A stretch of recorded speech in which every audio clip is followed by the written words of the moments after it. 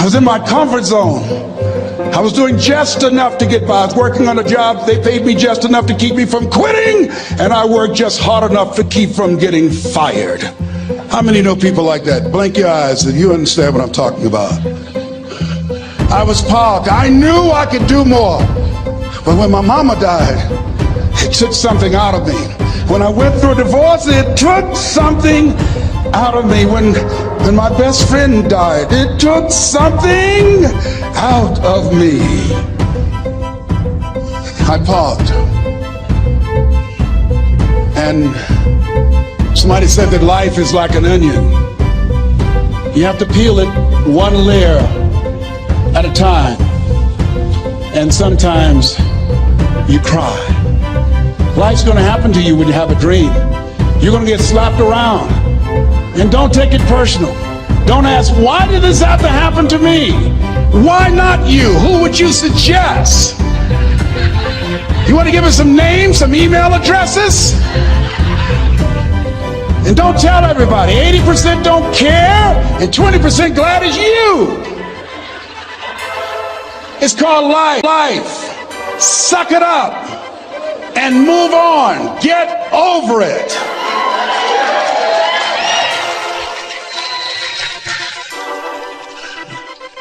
It happens to everybody. Here's the other thing: is you look at your goals and look at your dreams. When you're going through some stuff, repeat out to me, please. When things go wrong, don't go with them. Yes, write that down. When things go wrong, don't go with them. When you're working on a business deal, you're counting on some money. Someone said you will get the loan, and it falls through. You have an event, and the people that you thought would be there and support you, they don't come through. Or someone turns against you, or you get ripped off. It's going to happen to you. Happened to me. Someone stole all my products. My database, over 180,000 names and addresses. It's not personal. It's going to happen to everybody. It does. 8 out of 10 millionaires have been financially bankrupt. Walt Disney had 7. He filed bankruptcy 7 times and had 2 nervous breakdowns. It's called life. But I got a saying: when life knocks you down, try and land on your back, because if you can look up, you can get up. You've got the power in you to do that. You've got something special. You've got comeback power. Here's the other thing. Let us say together, it's possible. It's necessary. It's me.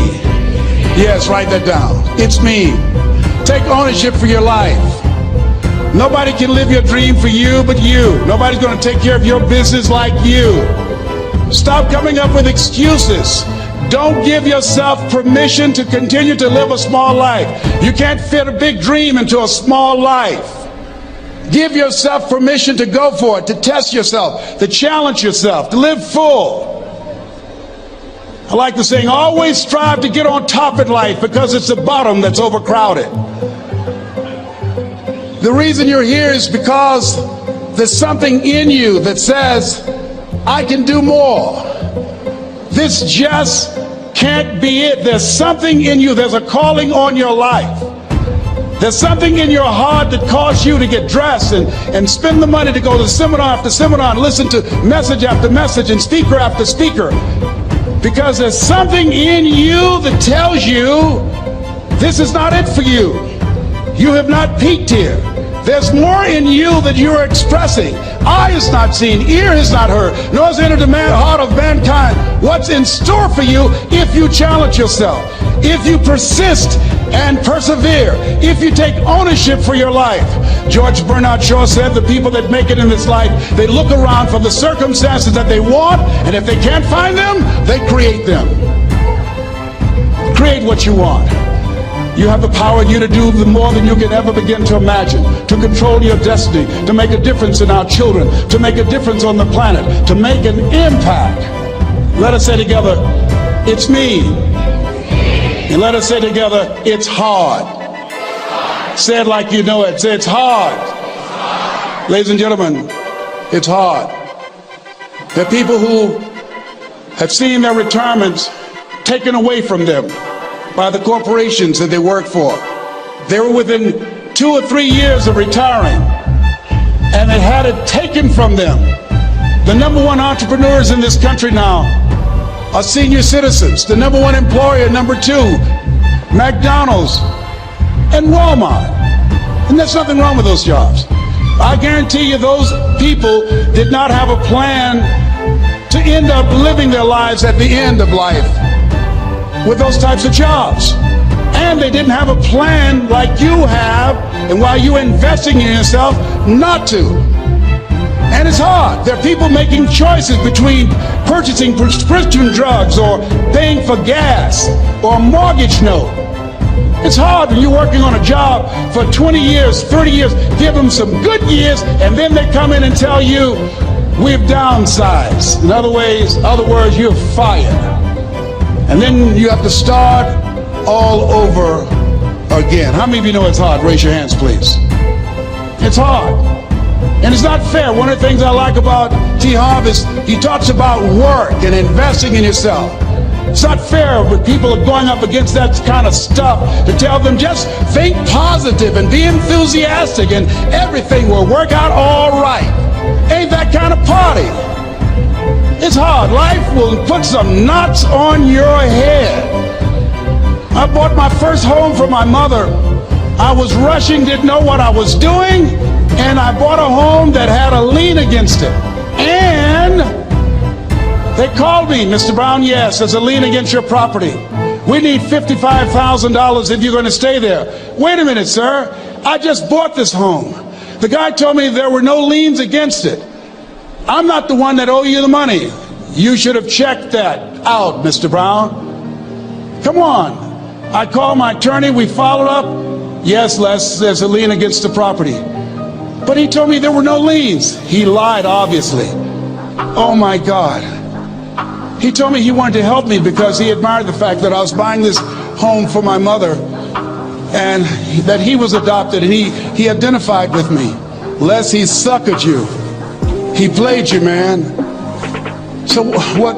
Well, would they take payment arrangements? What about $5,000 a month? They want all the money, Les. They want all the money, or you're going to have to get out. The house is going up for sheriff's sale. Do you have it? No, I don't have it. Can they give me some time? Tell them to give me 3 months, please. Give me 3 months. My mother's in her 70s, man. She has a bad heart. Don't do this to me. This is my dream. Don't do this, man. Please, let me talk to them. Les, I'm talking to their attorney. They don't want to talk to you. I've got to talk to their attorneys. Do you have the money? No. Will they give me 3 months? No. What about 2 months? No, Les. They want the money in 7 days. Oh, my God. Let me call you back. I'm not sure.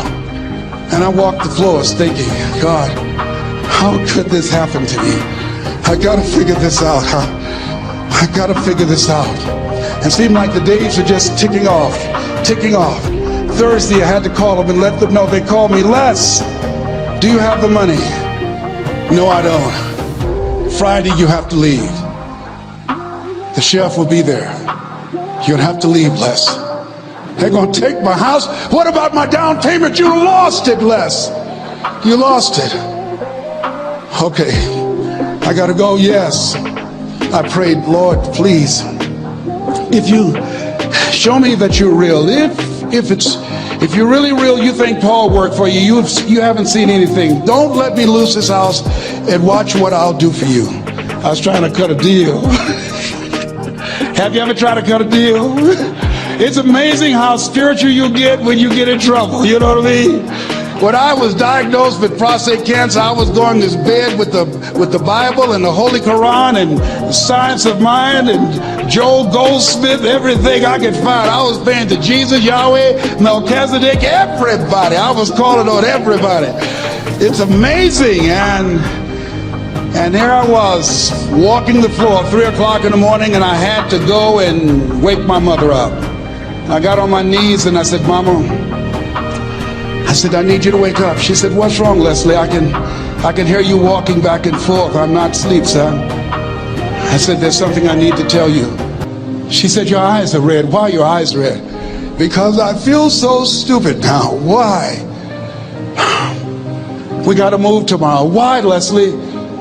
There's a lien against the property and they want $55,000 and I don't have it. And we're going to be set out tomorrow. We have to go back to Liberty City. So she said, it's okay. I don't like this house anyhow. I said, why? She said, because of my arthritic knees. It hurts my knees when I go up the steps. I said, then why didn't you tell me? Because you were so happy. I just said it because you were happy. I'll live in a shack with you, boy. I love you. It's not the house. I love you. I love all my children. I said, thank you, Mama. Thank you. And the next day when we were in the truck going back to Liberty City and we pulled down 68th Terrace, the neighbors came out and said, wow, Mamie, y'all coming back? Are you back? Yes. What happened to the home your boy bought for you? Those boys you adopted. Leslie didn't do a title search. He made a mistake. And boy, I was so humiliated. How many ever made a mistake that you were just humiliated? Raise your hands. I was devastated. I was taking the furniture off the truck and my mother came and I was crying and she said, boy, I said, yes, ma'am. She said, hold your head up. I said, Mama, I can't. She said, hold your head up. I said, why? Look what I've done. She said, it's okay. It's okay. You are going to make a lot of mistakes in life, young man. You're going to fail your way to success. You have nothing to be ashamed of. Get your head up and take that furniture back in the house. I said, yes, ma'am. And I learned something from that. If you ever go through something, hold your head up. If you ever make a mistake, hold your head up. If you ever do something and everything goes wrong, life catch you on the blind side, hold your head up. It's not over. Goethe said,